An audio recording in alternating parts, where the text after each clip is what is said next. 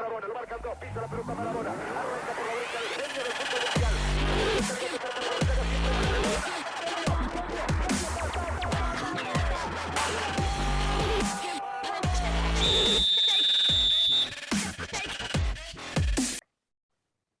Olá a todos, bem-vindos a mais um Marketing do Futebol. Eu sou Rui Tavares e hoje tenho o prazer de ter aqui em conversa Luís Costinha. Luís Costinha é designer gráfico do Sporting Clube de Portugal, mas antes disso já tem uma vasta experiência a nível de design e de direção de diretor criativo, outros projetos nomeadamente em Espanha, como foi no Espanhol e no Corunha, no Desportivo da Corunha. E é mesmo por aí que mais daqui a pouco iremos falar com o Luís. Antes de mais, Luís, muito obrigado por ter aceitado o convite para falarmos aqui um bocadinho da área do Luís. Muito obrigado, eu já acaba por ter dito também, digamos assim. E então começamos por uma pergunta simples ou não, que é o que é um brand designer, Luís? Então, um brand designer, neste caso eu estou a trabalhar um bocadinho mais ligado à questão do desporto, direto ou indiretamente, mas mais ligado ao desporto. Sobretudo um brand designer é alguém que procura estar bastante atualizado sobre as indústrias criativas, o que é que está a ser feito e que pode ser levado de um campo para outro, ou de uma área para outra, tentando absorver o máximo de informação e estar, como disse, atualizado. E tanto pode estar na origem de todo o processo. Acontece muitas vezes estar na origem do processo ou apanhar, digamos assim, o processo já a meio. Vamos supor, estamos a partir do princípio em que não estamos a falar só de uma componente visual, estamos a falar do que é a percepção e da experiência de marca, e tanto podemos estar a trabalhar, então, como disse, desde o início, na definição da marca em termos visuais, como apanhar ou entrar num processo que já está em andamento, digamos, e estar cuidar mais da experiência que as pessoas têm, da percepção que as pessoas têm com a marca, em diferentes pontos de contacto, digamos. Uhum. Já há muitos anos que trabalhou, ou que, neste caso que trabalha, ligado ao futebol. Começou no Real Clube Desportivo Espanhol, mais conhecido por Espanhol de Barcelona. Depois passou pelo Real Clube Desportivo de La Coruña, todos Real. Gostava que me falasse um pouco de como foi trabalhar no clube, qual foi as exigências que teve nesses dois clubes, mas ao fim e ao cabo o que foi fazer lá, digamos que qual estava destacado para que pontos da ação? No espanhol as experiências foram diferentes, contextos diferentes, dimensões diferentes também, mas sobretudo culturas, ainda que estejamos a falar do mesmo país, há culturas, forma de estar diferente dos dois clubes. No caso do espanhol, na altura estava a desenvolver uma pós-graduação em design e aplicação de identidade, e um dos projetos que existiam para desenvolver era precisamente o rebranding do espanhol, e as coisas começaram a ganhar uma proporção positiva, e acabei por ser convidado para ir desenvolver ou terminar o projeto no espanhol. Basicamente, o que foi feito foi um rebranding, e na altura falar de rebranding existiam alguns processos, alguns que tinham tido uns avanços e depois há um recuso. Lembro do Cardiff e do Everton, clubes que não tinham uma projeção enorme, em que, ou seja, lá está, falar de rebranding, mesmo que esses clubes tivessem feito, não estava tão presente no mundo do futebol e entendido do futebol como um conjunto de marcas, digamos. Uhum. Quando se fala em rebranding, é mesmo uma reestruturação total da marca? Não, ou seja, no caso específico do espanhol, não poderia ser feito um rebranding absolutamente disruptivo, estava fora de questão, foi mesmo uma questão evolutiva, mas o que foi feito foi pegar pegar na marca do espanhol e criar-lhe uma consistência, uma coerência, definir-lhe uma arquitetura, na vertente desportiva e na vertente empresarial, que na altura foi dividida a marca, sobretudo nessas duas áreas, e existiam pontos que não se podiam tocar, ou seja, ainda acontece hoje, mas modificar um escudo, modificar um emblema é sempre uma questão muito, muito delicada. Então o que foi feito foi um ajuste ao emblema, ao escudo, para o tornar mais facilmente aplicável e para que fosse reproduzido em vários suportes da mesma maneira, algo que não acontecia. Ou seja, havia um escudo que era reproduzido de uma maneira, outro de outra forma, porque era necessário ajustar ali alguns detalhes. Ou seja, definiu-se ou redefiniu-se a marca, criaram-se coisas novas, evoluíram-se outras que já existiram, e a parte positiva é ver, por exemplo, que ainda hoje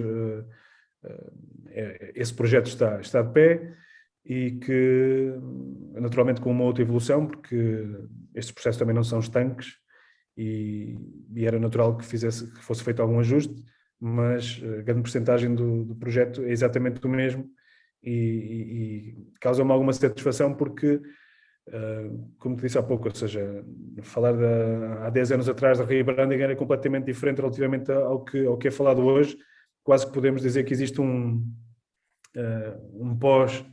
pós-Juventus, antes da Juventus, antes do caso da Juventus e depois da Juventus, porque o que acho que aconteceu com o rebranding da Juventus, mais do que mérito, porque existe naturalmente, acho fantástico o que foi feito, mas para mim o que retenho daquele processo foi os dirigentes que deixaram aquele projeto ir para a frente, ou seja, e a capacidade de educação que aquele projeto teve para outros clubes, ou seja, houve muito processo de rebranding feito depois, muito por causa daquele projeto da Juventus, porque alguém abriu o caminho, não é? Precisamente, porque em termos criativos ou em termos de desenho de marca, acho muito bem feito, claro, mas e à medida que vamos vendo na altura quando apareceu, parecia uma coisa estranha, mas à medida que vemos a aplicação, aquilo torna-se tão natural que hoje em dia, se perguntarmos, muita gente já não se lembraria do símbolo antigo. Mas o que estava aqui, portanto, o que está em questão, que comentava há pouco, tem a ver com a capacidade de tomada de decisão que rompeu com o que era feito. E a partir do momento em que há um clube da dimensão dos Juventus que rompe com o que estava a ser feito, outros clubes conseguem, os dirigentes de outros clubes, muitas vezes não se trata da validade ou não da proposta que é feita, muitas vezes depende de quem toma as decisões, e neste caso acho que o caso da Juventus veio educar muita gente que toma as decisões para este... trouxe-lhes um pouco mais de sensibilidade para esta questão. E hoje em dia é mais comum falarmos de rebrandings ou de ajustes à marca dos clubes, ou tratar os clubes como uma marca, digamos assim. Uhum. Até nesse sentido, vimos mais dispostos até os clubes ingleses a fazer esse rebranding, como tivemos o Manchester City, o Wolverhampton, também tem havido uma evolução da marca, e no Corunha, também foi rebranding, Luís, que foi tratado. No Corunha tentámos... O projeto foi bastante diferente. No espanhol era mesmo mais centrado na questão da marca e portanto, na redefinição da marca em termos visuais e mesmo em termos de comunicação e de tom da marca, da maneira como comunicava o espanhol, porque o contexto de estar em Barcelona perante portanto, estás na mesma cidade e a partir és o player mais pequeno, tens uma forma de comunicar muito diferente. Pronto, mas no caso do Corunha, o processo ou o trabalho foi muito mais abrangente. Tentou-se fazer algo semelhante, não foi tão abrangente como o espanhol, mas tive a oportunidade de trabalhar outras coisas, ou seja, foi muito abrangente de facto, desde na altura remodelámos e criámos uma nova loja, o merchandising da loja, desde a sinalética do estádio também, ou seja, as camisolas de jogo, poder trabalhar na altura com a Loto. Desenvolvemos também aquela que tinha sido até à altura, e presumo que ainda seja, a camisola que teve mais sucesso de vendas, que era uma interpretação da bandeira galega e que funcionou durante... ainda existe, ou seja, é a mesma camisola que foi sofrendo algumas atualizações, mas que a origem é naquele ano, e foi particularmente... Foi uma satisfação grande poder participar, nesse caso em concreto, desse projeto, mas de uma forma geral. Por exemplo, eu conhecia mais o Corunha do que o Espanhol, quando comecei a trabalhar com cada um dos clubes. Toda a gente se lembra do Super Depor, somos mais ou menos Sim, do sim. mesmo tempo, e toda a Com o gente se lembra grande, do Super Depor. com o Bebeto, com o Donato. Exato, ou seja, nomes que ficam na memória de todos, e então poder na altura fazer parte daquela equipa foi muito especial, e eu sei que, pelo menos quando vou à Corunha, eu acho que o que há de reter nestas situações é que determinados projetos que nós podemos fazer ou participar acabam por ficar na memória coletiva assim dos adeptos. Eu acho que isso é o melhor, é o melhor, é a melhor maneira de medir, digamos assim, o que estamos a fazer, porque num dos casos específicos, o Corunha estava há muitos anos na primeira divisão, tinha sido campeão, ganhou algumas taças, e no momento em que o clube desce à segunda divisão, é sempre muito complicado depois reerguer-se, e esse regresso imediato à primeira divisão é algo que sei que está muito marcado na memória coletiva dos adeptos do Depor, e tem muito a ver com a campanha que fizemos de regresso à primeira divisão, e foi algo de facto marcante. Depois, cronologicamente, vamos seguindo aqui a carreira do Luís, chegamos a diretor criativo da Don Balón. Ia pedir, se for possível, se estiver disposto a isso, agradeço que sim, claro que sim, que fizesse uma pequena introdução do que é um diretor criativo, neste caso ligado ao desporto, ao futebol, e o Dom Balón. Pode haver aqui alguns ouvintes ou espectadores do programa que não saibam o que é o Dom Balón. Sim, de facto, novamente, como disse há pouco, nós somos mais ou menos da mesma altura, e temos memória, lá está, uma memória coletiva de quem gosta do futebol e quem acompanhava um pouco este desporto. Em Espanha, antigamente quem entregava os prémios de final de ano era a Dom Balón, e tinha, pelo menos na minha memória, eu tenho muita referência da Dom Balón. Entretanto, a revista terminou e mudaram o formato, ou seja, o que aconteceu foi, de uma revista passaram a suplementos de informação desportiva na América do Sul, México, Paraguai, Venezuela, Equador, Uruguai, e tudo junto dá-me mais ou menos à volta de uma circulação de 250 mil exemplares cada semana. E esse trabalho em específico foi mais em termos de design editorial, e como diretor criativo na altura, o que era feito, no fundo, era coordenar um pouco uma equipa que estava dividida por países: Espanha, Brasil, Portugal, e havia uma pessoa também em Miami. Trabalhávamos todos praticamente à distância, e conseguíamos levar a cabo este projeto durante 5, 6 anos, mais ou menos. Entretanto, depois, com o digital a ganhar cada vez mais força, o projeto derivou de facto para o digital, e mudou um pouco a forma de estar, talvez, pronto. Mas, como diretor criativo na altura, o que fizemos, e eu vou fazer, ou seja, apesar de ter esse papel, éramos de facto uma equipa,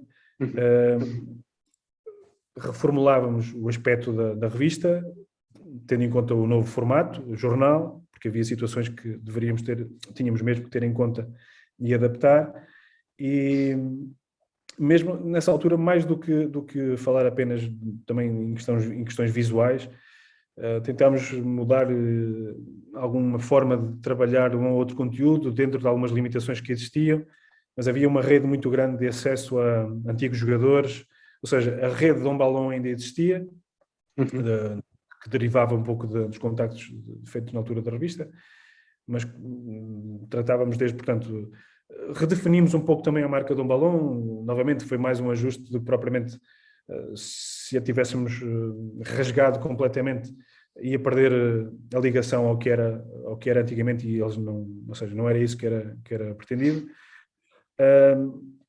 Acabávamos por fazer também os especiais da Copa América, aquelas revistas em que aparecem todos os jogadores e os calendários das competições, isso dava também um gozo tremendo.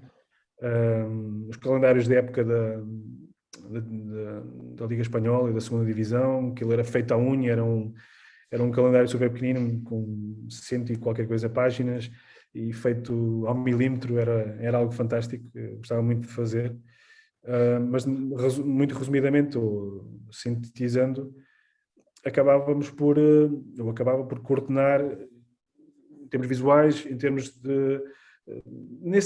no caso em concreto de Dom Balón, passava muito mais por, assim, de criatividade, pensar nela, uma questão de visual e não propriamente de comunicação verbal ou escrita.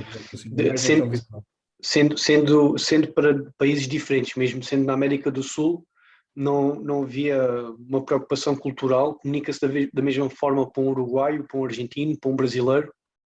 Não, ou seja, nenhuma edição era igual, ou seja, a edição do México era uma coisa, a edição do Paraguai era outra coisa, e havia um cuidado mesmo em termos de expressões, a maneira de falar, ou seja, estamos a falar de castelhano, claro, mas era tudo ajustado ao país e com algumas expressões, ou seja, as nossas expressões futeboleiras, digamos assim, nós temos umas, em Espanha existem outras, e, por exemplo, isso aplicado na América do Sul acontecia exatamente a mesma coisa e era tido em conta. Cada país era tratado de acordo com o contexto e não era uma ideia ou um conteúdo absolutamente replicado, tanto que o que fazíamos também era acompanhar os jogadores, por exemplo, os mexicanos que jogavam na Europa, ou os paraguaios, ou independentemente, ou seja, de acordo com a nacionalidade, acompanhávamos o percurso cá, na Europa, e por isso era impossível de replicar algumas coisas, claro que sim, que eram comuns, mas de uma maneira geral era tudo específico de acordo com cada país.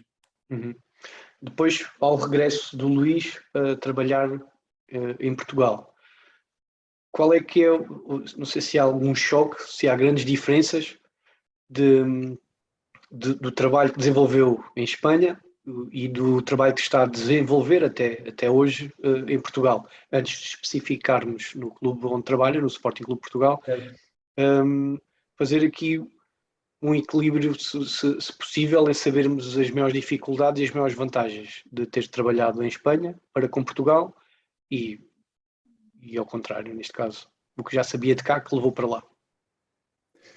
Neste caso, acho que o interessante será até falar das diferenças que na altura senti e que consigo perceber algumas delas. Por exemplo, estamos a falar de quase 10 anos passados desde a primeira experiência, por exemplo, no espanhol. O que acontecia na altura, para além naturalmente da cultura e o contexto ser diferente, a mentalidade do dirigente desportivo, e eu volto a falar disto porque, exatamente como disse no caso da Juventus, muitas vezes, ou praticamente sempre, a questão está mesmo na tomada da decisão, no que é aceito ou não, e não tanto das propostas que são feitas. Parece que eu estou a colocar as coisas ou anos de tudo ali nos dirigentes, mas não é por aí. É mesmo, no fundo, é de facto quem toma a decisão. Pronto. E a sensibilidade de quem tomava as decisões há 10 anos no futebol espanhol já era na altura muito diferente. Hoje em dia a diferença já não é tão grande, depois já depende de clube para clube, mas passados 10 anos, em termos de sensibilidade e maneira de encarar isto como de facto um produto, e cada clube é encarado como o futebol como produto e cada clube é encarado como marca, já é transversal praticamente todos os países na Europa, mas há 10 anos atrás o que se notava muito era isso, a sensibilidade daí estamos a falar de um processo de rebranding do Espanhol, quando aqui em Portugal, há 10 anos, talvez pelo menos não me recordo assim nenhum clube que há 10 anos tivesse saído na altura que houve um outro que ajustou, mas daquela forma, acho que não sei se havia algum clube capaz ou disposto a poder entrar em conflito com os adeptos, porque aconteceu, como disse há pouco, lembro-me do Everton e do Cardiff, Exato. que fizeram uma alteração e depois voltaram atrás porque os adeptos não aceitavam. E depois há aqui também uma coisa muito interessante que é, uma coisa é, como disseste há bocado, o Wolverhampton ou o City, e é muito diferente ver isso acontecer num país latino, digamos assim. Acontecer na Juventus, acaba por ser uma contradição, mas acho que dentro da dificuldade que é mudar um símbolo, porque está a mexer muito com a identificação e da ligação que os adeptos têm com um determinado simbologia. Já começamos a jogar com o sentimento, não é? Sim, E a paixão. Estamos a lidar mesmo de uma questão quase é mesmo uma questão sociológica da necessidade que as pessoas têm em se identificar com símbolos e o que esses símbolos representam para determinados contextos e, portanto, essas pessoas que estão inseridas num determinado contexto têm uma grande identificação com esses símbolos e mudá-los pode significar também uma mudança na relação.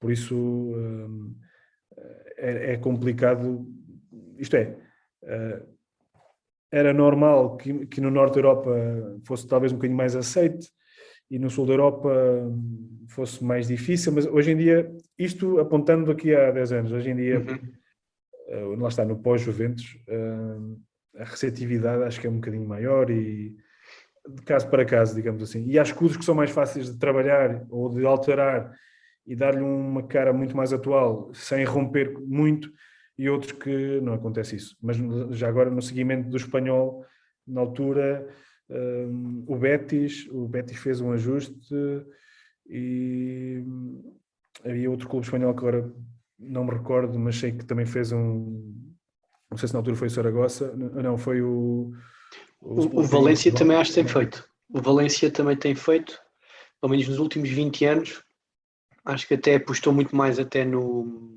morcego e começou a trabalhar mais o morcego como uma identidade da marca e do Valência. Assim como o grande paralelismo com o espanhol, embora não tenha um periquito no símbolo, são conhecidos como os pericos e trabalharam, começámos também aí, nessa altura também mudámos a forma de trabalhar um bocadinho do perico e era um touch point diferente, com um determinado público-alvo também diferente e sim, um bocadinho nesse seguimento do que o Valência fez. Os espanhóis a nível de dirigentes focados neste caso do trabalho, não na ação deles a nível futebolístico, mas olhando para dentro, os dirigentes espanhóis estão 10 anos à frente dos nossos, num nível geral. Não estou a especificar no sentido seja o Sporting, Benfica ou o Porto, não, no sentido geral, falando do Tondela, do Boa Vista, do Braga, dos três grandes, comparando com os espanhóis, isto é obviamente que é uma opinião pessoal, sim, de observação do Luís, e já lá esteve a trabalhar, eles estão mais abertos a opiniões nossas, profissionais da comunicação, da imagem, do design. Aceitam melhor? Hoje em dia, por exemplo, tu estavas a comentar, por exemplo, disseste que os três grandes e depois disseste outros clubes. Mas para não especificar, falando em Espanha e Portugal e não ser de, sei lá, falar do espanhol e o do Boa Vista. Certo, mas onde eu queria chegar, por exemplo, era na diferença às vezes, ou seja, muitas vezes estamos a falar de existir orçamento ou não. Pois, ok, tens razão. Já existe cá dentro, já existe uma grande diferença, pois, se calhar a minha pergunta já é mais complicada. De um grande para um clube mais pequeno é a mesma que existe num grande espanhol para outro clube. A questão é que depois lá está, um clube médio espanhol não é um clube médio português. Pois, exato, exatamente. Um clube médio espanhol, por exemplo, o espanhol é um clube histórico, é um clube médio com ascensão ou com ambição de estar ali, como esteve recentemente na Europa, e estar numa cidade grande com um estádio também novo, ou seja, uma estrutura diferente. Lá está, imagina, se olhares para o espanhol e se fizeres uma comparação para Portugal, a diferença de orçamentos e de estruturas é completamente diferente. Mas em termos de dirigentes, eu aqui não vou estar a falar de dirigentes, ou seja, podemos focar-nos um bocadinho mais quem está nos departamentos de marketing e comunicação. Sim, sim. Eu acho que em Portugal toda a gente, tirando alguns clubes, ou praticamente toda a gente, não é? Deve lidar com o tema orçamento, e tendo em conta muitos orçamentos, ou as diferenças de orçamentos que existem aqui na Liga Portuguesa, e mesmo na segunda, há muita gente que tem muita iniciativa e faz muita coisa com pouco, por isso, com pouco ou com menos, não é por aí. Mas isso, ou seja, mostra que há de facto muita gente válida a trabalhar, e isso acontece em Espanha, também em clubes mais pequenos que fazem um trabalho fantástico, porque têm uma equipa muito, muito capaz, e a diferença não sei dizer, ou seja, eu também não queria... é muito mais a semelhança do que a diferença. Do que a diferença, ok. A cultura é diferente, ok, partimos logo de um princípio em que existem diferenças, mas depois a um nível diferente, ok, porque a Liga Espanhola movimenta outros milhões que a Liga Portuguesa. Sim, sem dúvida, e é vendida para a Ásia, e é vendida para a América do Sul, e a nossa Liga não é vendida para outros mercados. Mas nesse aspecto, por exemplo, quando falávamos há bocado da diferença de há 10 anos atrás, hoje em dia a Liga Portuguesa é vendida ou é apresentada, é um produto, não é simplesmente uma competição que se jogava. A Liga Portuguesa, a segunda Liga, um bocadinho à semelhança do que também é feito já há algum tempo, quer no Championship, quer aqui ao lado também na segunda divisão espanhola, existem umas diretrizes que, mesmo em termos da disposição da publicidade, ou seja, tornar a competição, a ajudar os clubes a tornarem-se um bocadinho mais vendáveis, e lá está, estamos a falar de sensibilidade, que há 10 anos não existia e que hoje existe, e que lá está, nos aproxima também um bocadinho mais em termos de perfil. Uhum. Agora, especificando num trabalho já desenvolvido pelo Luís cá em Portugal, neste caso no Sporting Clube Portugal, que foi a homenagem a Yazald. Gostava que me falasse um pouco do projeto, de como foi chegar ao produto final e como tem sido e como foi recebido. Certo, esse projeto já tem alguns anos. Sim. Isto nasceu de uma, ou seja, eu nessa altura dividia um pouco a relação, trabalhava entre Sporting e uma empresa chamada Heliotextil. A Heliotextil é uma empresa, eu por acaso podia ter comentado aqui uma coisa antes e volto aqui agora, ou vou trazê-la agora aqui para a questão da Heliotextil, que tem a ver com as pessoas, ou seja, que é de comum aqui entre Espanhol, Dom Balón, Corunha, e que fez as experiências serem todas positivas, foi as pessoas que tive a oportunidade de trabalhar, ou com quem tive a oportunidade de trabalhar, que me ajudaram a crescer profissionalmente e, sobretudo, em termos de desenvolvimento pessoal. E queria te comentar isto porque, de facto, tem sido uma situação comum em todos os... Eu tenho tido a sorte de trabalhar com pessoas com quem me identifico, e no caso específico da Heliotextil também aconteceu, e onde tive a oportunidade de desenvolver uma série de capacidades, sobretudo ligadas à personalização, ou seja, todo o processo envolvente na personalização de uma camisola de futebol, e ver esse processo de uma maneira muito aberta desde o ponto inicial, ou seja, a partir do momento em que vais começar a fazer algo, tens a noção muito, muito larga, digamos, de todos os detalhes e de uma série de técnicas e acabamentos. E, portanto, no seguimento dessas técnicas e acabamentos que tinha conhecimento na Heliotextil, na altura fiz a proposta para que um projeto que ia ser lançado pudesse, portanto, ligar ali os dois mundos, digamos assim, o mundo da indústria e o mundo do futebol, e acabámos por lançar a camisola de homenagem ao Yazald, com um transfer que tinha a particularidade de ser interativo e permitia que, portanto, quem comprasse a camisola e apontasse, era necessário uma aplicação, quem apontasse a aplicação para o transfer podia ver o Yazalde a marcar alguns dos golos que habituou na altura os sportinguistas.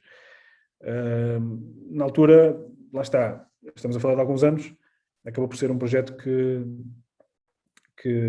não teve muita visibilidade, mas acabou por ser a primeira vez que no mundo do futebol se fez uma camisola interativa e tem essa particularidade de satisfação.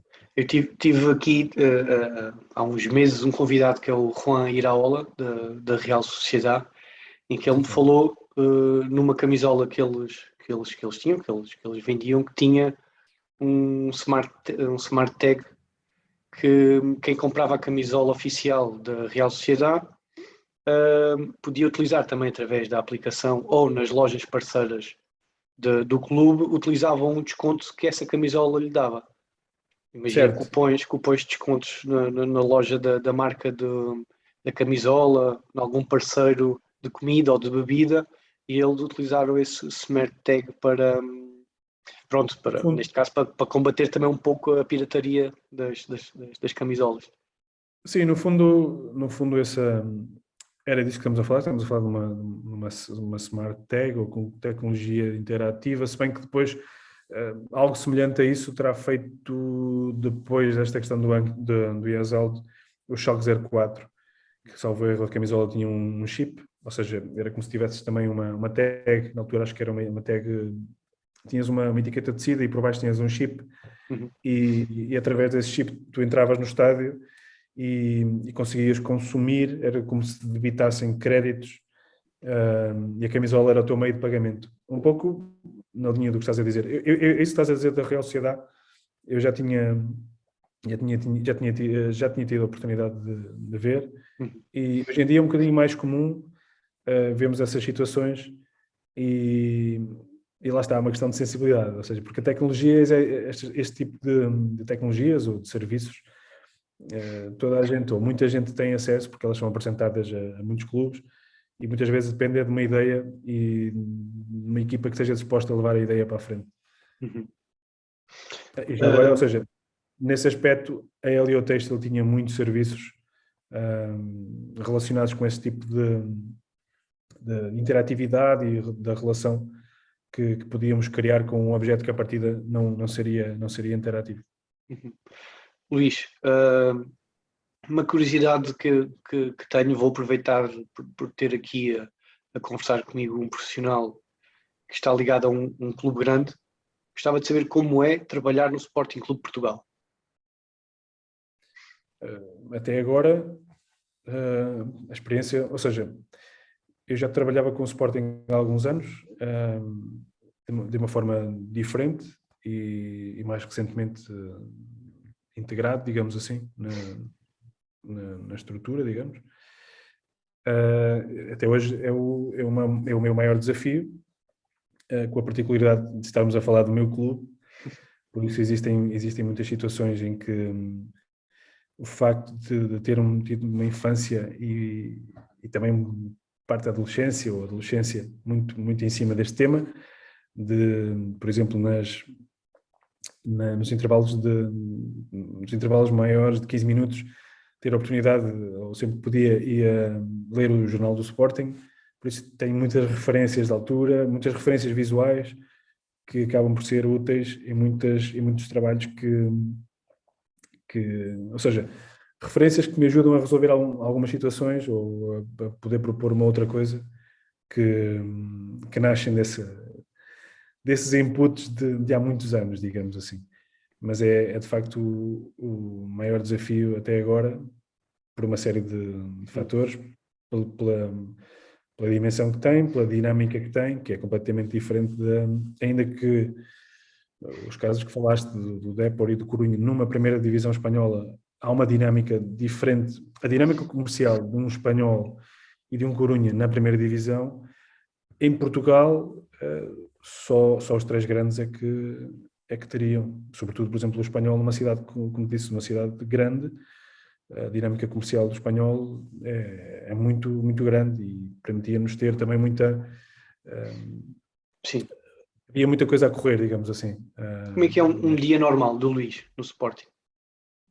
Eu não estou mesmo em Lisboa, por isso acabo por estar mais à distância, mas de uma maneira geral, ou seja, sem estar aqui a entrar em muito pormenor, Claro, não há muitos é temas, isso que ou seja, pretendo. há muitos temas a correr e eu faço um bocadinho mais parte da questão da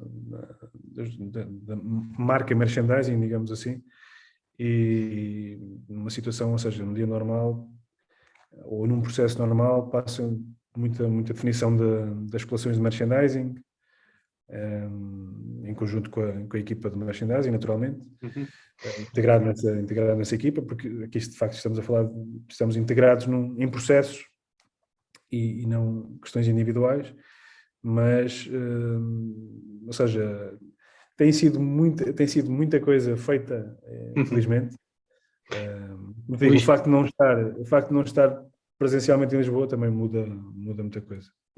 diga-me, nestes anos todos que trabalha ligado ao futebol, trabalhou com várias pessoas diferentes. É necessário gostar-se de futebol para se trabalhar num clube de futebol? Na sua área, obviamente. Eu acho que sim. Tem que se gostar. Eu acho que é muito importante gostar, porque esse gostar permite-te dar um extra, digamos assim. Ou seja, não é uma coisa fundamental, não é um requisito fundamental, mas permite dar um extra, porque, como disse há pouco, ou seja, de inputs que tu tenhas recebido, ou seja, o facto de tu ires ao futebol faz-te perceber o que é o futebol como produto, porque depois na pele de adepto, digamos assim. Ou seja, Exato. muitas das coisas que fazemos têm uma melhor ou pior abordagem de acordo com essa relação que tu tiveste como adepto. E isso acaba por ser um bónus ou algo que te acrescenta na hora de definir ou resolver algum problema, porque se tu estiveres numa área que não tenhas proximidade com ela, okay, podes fazer na mesma o trabalho, mas algum extra, digamos assim, pode eventualmente faltar. Podemos ficar mais longe do sucesso, não é? Se não percebermos bem onde. Nem vou colocar as coisas assim No da forma sucesso que do trabalho, não falo propriamente de um reconhecimento, falo do sim, sucesso do trabalho do final, do trabalho ficar bem feito ou de se fazer um bom trabalho. eu colocaria as coisas mais do ir a fundo em determinados temas, porque sentir as coisas como adepto Uhum, é algo muito específico, digamos assim. uhum. Falou aí há pouco do o dia do jogo, o ir ao jogo. Chegamos agora da nossa reta final da conversa, mas vamos aqui chegar a uma parte mais apaixonada da parte do Luís, que é o Académico de Viseu, Certo, onde também desenvolve alguma atividade. Gostava de saber, obviamente que não será só a paixão, será certo. também. E então é isso mesmo, gostava de saber qual é o trabalho que desenvolve, qual é o projeto, os que desenvolveu, fala um pouco da sua ligação e da sua paixão pelo Académico de Viseu. Certo, ou seja, eu sou de Viseu e havia sempre a relação, portanto, disse há pouco que trabalho no Sporting, sou de Sporting, de facto, e no Académico era o clube da cidade, digamos assim, o clube dos jogos ao vivo. Antigamente Viseu era muito longe de Lisboa, hoje em dia é um bocadinho mais perto. E então a relação que tinha com o Académico, provavelmente, acho que é ali a origem de muita coisa e da proximidade que tenho com o futebol, de ir ao Fontelo, de ver os jogadores, de conhecer as histórias. Lembro-me tenho isso muito presente e acho que a origem vem daí. E durante o ano passado, ou seja, no início desta época, tive a oportunidade de fazer alguns trabalhos com o clube, que era de facto algo muito especial para mim. E na Um altura, rebranding, um rebranding ao Académico. sim, aquilo foi mais um ajuste, porque havia muitas versões do símbolo académico a correr e era mais um ajustar para a forma que toda a gente conhecia, mas dar-lhe dar-lhe um enquadramento um bocadinho diferente, endireitar, digamos assim, ali várias formas, ou distribuir melhor os elementos, e não propriamente ou seja, o símbolo em si não, mas depois criar ali alguma arquitetura, ou alguma definição da marca, como é que podia comunicar, quer em termos de sócios, quer em termos depois da relação institucional que o clube tem com outros clubes ou empresas. E uma coisa muito, muito que queria muito, que passou pelo facto de poder definir um pouco a camisola do Académico, que naturalmente dentro das limitações, mas isto com a Macron, que a ideia era trazer um bocadinho as cores do clube, isto é, antigamente o Académico era preto, e depois começaram a misturar preto e branco, e a camisola do Académico fica mais bonita preto. E foi um bocadinho por aí. E mais um outro elemento que foi desenvolvido, mais um outro projeto que foi desenvolvido, mas a regra geral foi uma participação, ou uma relação mais curta, mas muito especial, de facto. Sim. E projetos que se possam falar, seja do Académico de Viseu, seja do Sporting Clube Portugal, qualquer coisa que nos possa deixar assim, levantar assim um véu, só para terminarmos esta nossa conversa. Luís. Certo. De facto, existem algumas coisas a acontecer, e uma das quais, pegando e fazendo aqui a ponto do Académico, é ir de facto à origem e lançar um projeto sem demasiado, ou sem pretensão, simplesmente marcar esta relação que tenho com o Académico, relação emocional, sobretudo, de transpor tudo isto e criar uma história para um livro infantil que basicamente fala da origem de toda esta indústria que gera milhões e que movimenta milhões e que nasce da simples ida de um pai e de um filho ao futebol, e é aí que nasce o adepto, que depois acaba por produzir e consumir esta indústria. E brevemente vamos ter aí alguma notícia, mas como disse, ou seja, é uma questão sem grande pretensão, ou sem pretensão, mas sim, que é uma coisa muito... Também, eu estou a repetir a palavra especial, mas isto é de facto... Porque é especial. Sim, mas de facto, ao final das contas, como disse há pouco, estamos a falar de trabalho, mas o que interessa no final é a relação que tens com as pessoas que trabalham contigo, e fico muito contente como disse há pouco, ter tido a oportunidade de trabalhar com pessoas com quem eu me identifico e de quem gosto, e no final das contas olhar para trás e ver isso, e sentir que isto que eu te estou a dizer, daquilo ser especial e aquilo ser especial, eu acho que, feitas as contas, de facto é o que interessa, e poder manter a relação com as pessoas e dizer que este ou aquele projeto continuam a ser especiais, eu acho que é uma motivação grande para estar nesta área, que acaba por ser também bastante exigente. Então, se não misturarmos aqui um bocadinho de um caráter especial de um outro projeto, acaba por ser um bocadinho mais difícil de lidar. Luís, olha, muito obrigado. Gostei muito de falar com o Luís Costinha, um profissional da área do marketing, da comunicação, do design. Aprendi mais um bocadinho desta arte que está ligada ao desporto, está ligada ao futebol. Quero agradecer-te a tua disponibilidade. Muito obrigado. A todos os que nos acompanham e que gostam do nosso marketing do futebol, espero que tenham gostado desta conversa. Espero que apareçam no próximo programa, porque o futebol não vive só da bola. Muito obrigado.